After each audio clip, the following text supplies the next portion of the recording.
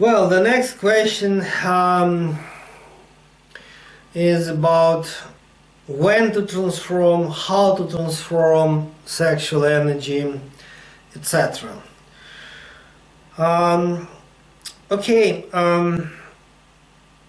let me start with a couple of central questions and then all the rest. It's not like that we have two major approaches to the transformation of the sexual energy, and one of them is more technical one, or we can call it more yogic one, and that's the way when we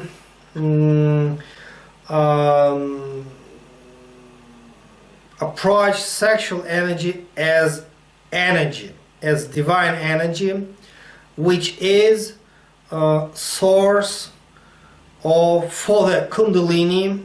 And as I mentioned, we have 4 types, 4 levels of Kundalini. At least in our school we're speaking about 4 levels, like Kundalini of fire, Kundalini of sun, Kundalini of nectar or lunar Kundalini, and the last one is Kundalini of light. And when we transform sexual energy into another type of energy, which is Kundalini, this is like more yogic approach. I mean yogic in a sense like Kriya Yoga, Kundalini Yoga, Raja Yoga, these types of yoga. Sexual energy born in the lower part of abdomen, and then it, as energy goes to the spine, and then it goes up.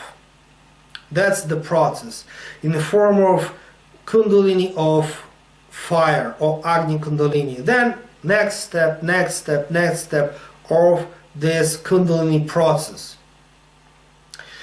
There are not so many, but quite number of techniques, and one of them, for quite many people, it's very easy to bring energy, sexual energy, up to the navel and accumulate it as the heat in the navel.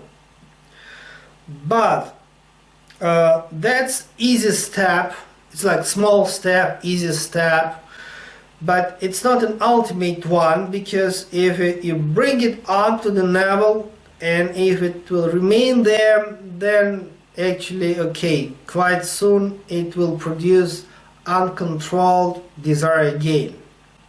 So it means anyway the goal is to bring it up to the Ajna chakra, which is in the midbrain, and Sahasrara chakra to the fontanelle.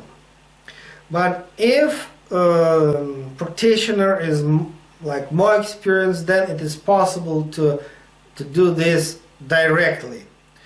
If it can be difficult, then like intermediate steps, navel, maybe solar plexus, can be even throat chakra, like that.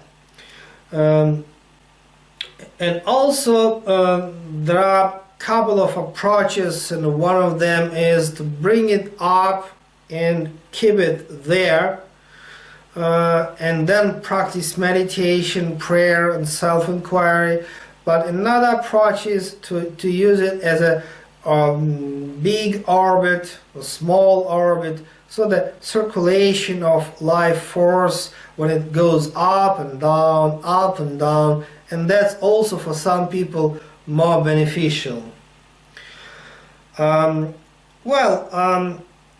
In the field of yoga, actually today we already mentioned about Bhakti Yoga, yoga of devotion. That another approach, also quite yogic one, when people who practice more like yoga of devotion or Bhakti Yoga, they know nothing about chakras, nothing about Kundalini, They know about, okay, this is Krishna, this is Buddha, this is Jesus. I have pure divine emotions. And for that people, of course, transformation of the sexual energy is through the pure emotion to the God. And when we speak about God, it's very difficult to practice Bhakti Yoga or Yoga of devotion to the absolute consciousness. In Bhakti Yoga mostly it must be form, it must be some divine teacher, master. Like for Christians it's like Jesus or Mary. For Hindu people it can be Krishna or Rama Avatara or Shiva. And for the Buddhists, of course, it's like mostly Buddha, Shakyamuni or Padmasambhava, also the object of devotion.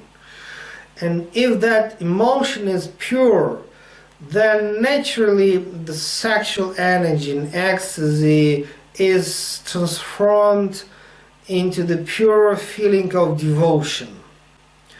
And I may say that quite some great masters, they say that in our age much easier to practice Bhakti Yoga than so-called Raja Yoga, Kriya Yoga, Kundalini Yoga, because emotion is something which is common for everyone, and just it is important that it must be in pure emotion, without attachment, without this or that, just pure one. And it's much easier than, you know, sit, meditate and experience all that Kundalini process.